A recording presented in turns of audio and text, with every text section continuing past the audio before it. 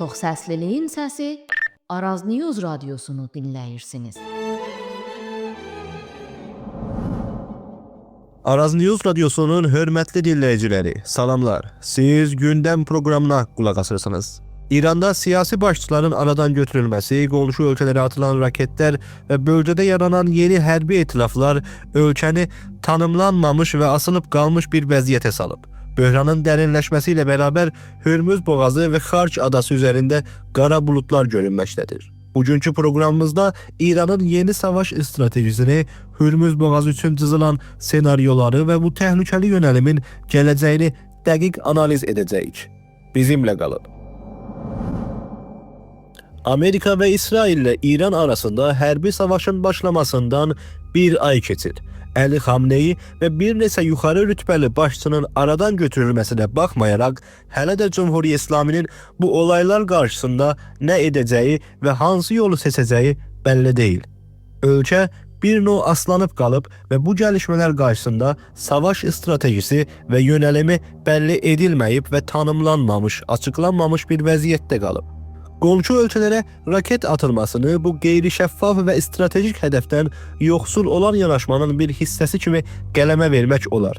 Görünən budur ki, iqtidar yapısındakı əsl qərar vericilər, özəlliklə də əmələn təşəbbüsü ələ alan Sipahi Pasdaran komandanları onun davam etdirilməsinə israr edirlər və bu yolla savaşın gətirdiyi həzinələri daha da artırırlar. Uluslararası siyasətdə savaşı idarə etmənin önəmli şərtlərindən biri qonşu ölkələrin yoldaşlığını qazanmaq və ya cəlb etməkdir. Buna baxmayaraq, Cumhuriyyət İslami tərsinə bir yol tutub və bəzi qonşu ölkələrdə Amerika qüvvələrinin varlığına istinad edərək hərbi və qeyri-nizami hədəflər arasında heç bir fərq qoymayıb, özəlliklə Bəsrə körfəzi ölkələrinə qarşı raket və pəhpat həmlələri davam etdirir. Tehran bu əməlləri savaş coğrafiyasının genişləndirilməsi teorisi çərçivəsində əsaslandırır. Amma görünən odur ki, bu teori indi məkus nəticələrlə üzləşib və caydırıcılıq yaratmaq yerinə Körfəz qırağındakı ərəb ölkələrinin Cumhuriyyət İslaminin əleyhinə bir yerə toplanmasına səbəb olub. Belə ki, bu ölkələr bölgəsəl bir etilaf yaratmağa və hətta İranla qarşı durmada daha fəal iştirak etməyə çalışırlar, ta öz baxışlarına görə üzləşdiyi təhdidlərə və həmlələrə cavab versinlər. İran əleyhinə bölgəsəl etilafların yaranmasından da çox, Tehranın ərəb ölkələrinə həmlələrinin genişlənməsi bu dövlətləri məntəqədən kənar dövlətlərin dəstəyini axtarmağa və yeni etilaflar qurmağa da sövq edib. Bu çərçivədə və gündən-günə artan pəhpat təhdidləri ilə mübarizə aparmaq məqsədi ilə Ukrayna, Qətər, Ərəbistan, İmarat, Bəhreyn, Ürdün və Kuveyt ilə birlikdə ortaq müdafiə müqaviləsi imzalayıblar.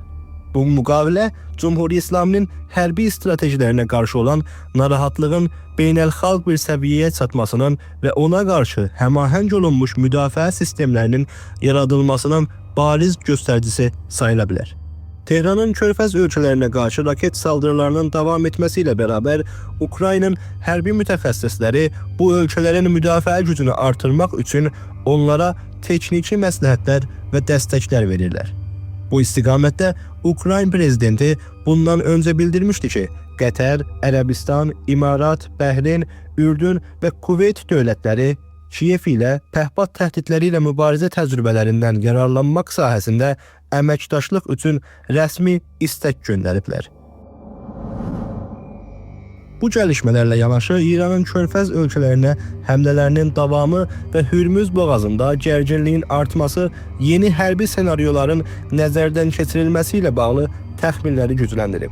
Bu çərçivədə bəzi analizlər Amerika və Ərəb ölkələri qüvvələrinin iştirakı ilə bir quru əməliyyatının planlaşdırılması ehtimalının artmasından xəbər verirlər.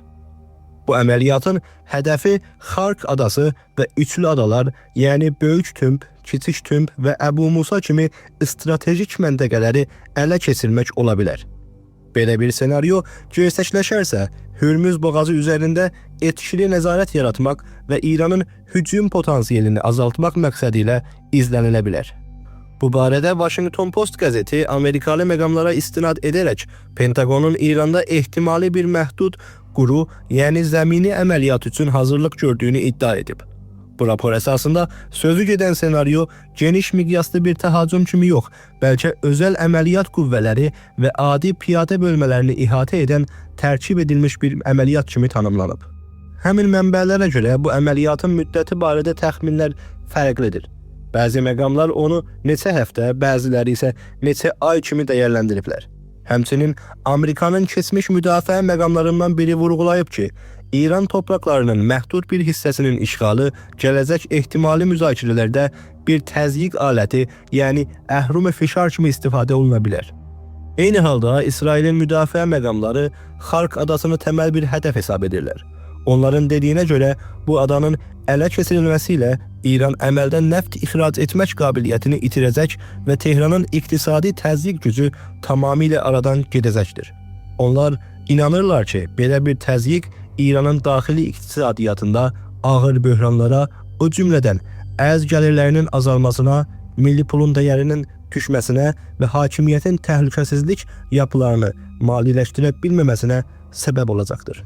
İsrail hərbi məqamları Hürmüz boğazına nəzarəti İranın gücünün əsli faktorlarından biri bilirlər və iddia edirlər ki, bu imkan Tehranın əlində olduğu sürəcə hətta həstəyi təsisatların dağıdılması da böhranı bitirmək üçün yetərli olmayacaqdır.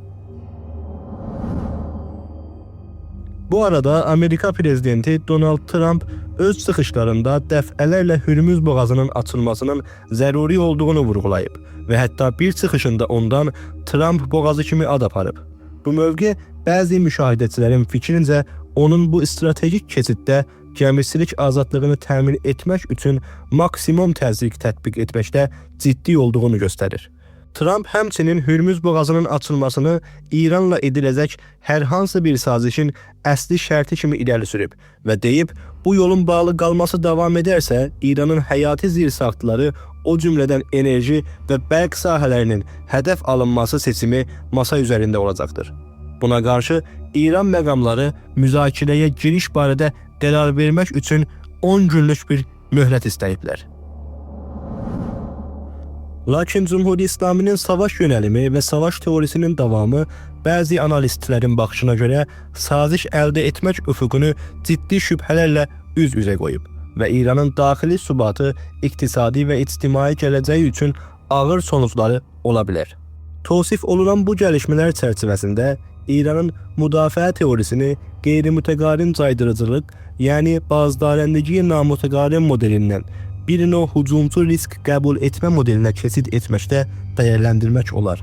Bu model keçmişin tam tərsinə proksi, yəni niyabəti savaşlarına və gərginliyin dolayısıyla idarə olunmasına arxalanmaq yerinə toqquşma dairəsinin müstəqimən genişləndirilməsi və meydan təzyiqinin artırılmasına söykənir. Bu istiqamət dəyişikliyi qısa müddətdə rəqiblər üçün həzinələri artıraraq caydırıcılıq yaratmaq məqsədi ilə planlansa da, əməldə məqus nəticələr verib və təhdidi məhar etmək yerinə onun artmasına səbəb olub. Özəlliklə bölgesel səviyyədə qonşu ölkələrin hədəf alınması İranın jeopolitik mövqeyini zəiflətməklə yanaşı, Ərəb ölkələri arasında bənzəri görülməmiş bir birlik yaradıb və onların Tehrana qarşı bölgesel və dünyalıq etilaflara tərəf getməsinə zəmin yaradıbdır. Bu prosə İranın stratejik dərinliyini məhdudlaşdırıb və manevrv sahəsini azaldıbdır. Başqa tərəfdən bu yeni müdafiə doktorini İranın qeyri-mütəqarin savaş çərçivəsindən çıxarıb və yarı klassik toqquşma səviyyəsinə yaxınlaşdıraraq əməldə bu ölkənin nisbi üstünlüklərini azaldıb və rəqiblərin texnoloji və hərbi üstünlüklərindən istifadə etmək imkanını artırıbdır. Belə bir şəraitdə nəinki müstəqim və daha geniş cavabların ehtimalı artır, bəlkə böhran getdikcə beynəlxalq mahiyyət kəsb edir və İrana qarşı dünya miqyasında bir icmanın formalaşmasına yol açılır. Bu prosə böyük qərarlarda hərbi oyuncuların rolunun artması ilə birlikdə gərginliyin şiddətlənmə dövranının yaranmasına səbəb ola bilər ki, onun kontrol edilməsi zaman keçdikcə çətinləşəcəkdir. Sonuçda əgər bu stratejik yol davam edərsə, İranın müdafiə doktrininin dayanıqlı təhlükəsizlik yaratmaqdan çox hərbi, siyasi və iqtisadi həzinələri artıraraq təhlükəsizliyin yenidən tolidinə və ölkəni bölgesel və beynəlxalq mövqeyinin zəifləməsinə gətirib çıxaracaqdır.